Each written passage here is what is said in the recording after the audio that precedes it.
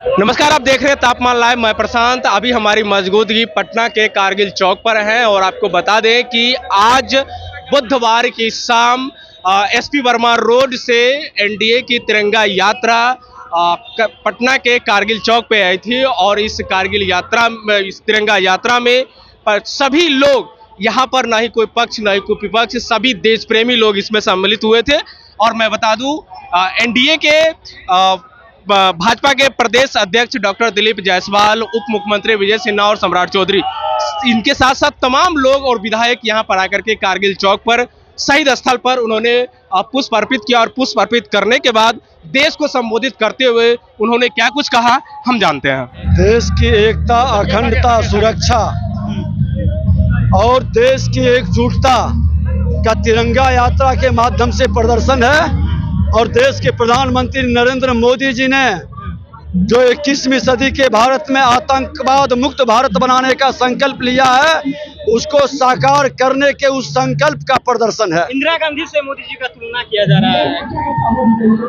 देखिए, प्रधानमंत्री नरेंद्र मोदी जी देश के मान सम्मान स्वाभिमान के साथ कोई भी उंगली उठाएगा, हमारे शांति को भंग करेगा, जमदूत के रूप में उसके अंदर तबाही मचाएंगे। अगर दोबारा इस तरह से हरकत करता है तो मुझको जवाब घोषणा हो चुका है कि मानवता के दुश्मनों को मिट्टी में मिला देंगे। चलिए, तो हमारे साथ जिस पराक्रम और शौर्य के साथ आतंकवाद को और आतंकवादी ठिकानों को नेस्तनाबूद करने का काम किया और जिस तरह से पाकिस्तान के धरती में घुसकर आतंकवादियों को मार गिराने का काम किया, उस बहादुर सैनिक के नाम पर ऑपरेशन सिंदूर के लिए आज ये तिरंगा यात्रा आम नागरिक ने निकाला है। पाकिस्तान अगर दोबारा इस तरह का हरकत करता है तो उसको जवाब पाकिस्तान अगर दोबारा हरकत करेगा तो प्रधानमंत्री जी ने कहा है कि टॉक एंड टेरर एक साथ नहीं चलेगा,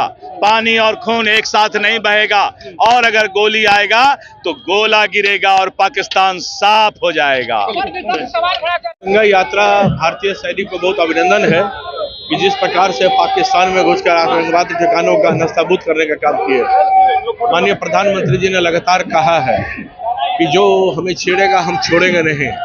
तो आज भारतीय सैनिकों को मनोबल बढ़ाने के लिए भी और अभिवादन करने के लिए पटना के सड़कों पर बड़ी संख्या में इस तिरंगा यात्रा के माध्यम से वीर सैनिकों को हम लोग याद करते हुए धन्यवाद देने के लिए और जिंदाबाद करने के लिए सड़कों पर निकलने का काम किया है। विपक्ष जो है वो सवाल खड़े कर रहे हैं 56 इंच का सीना नहीं बल्कि 5 इंच।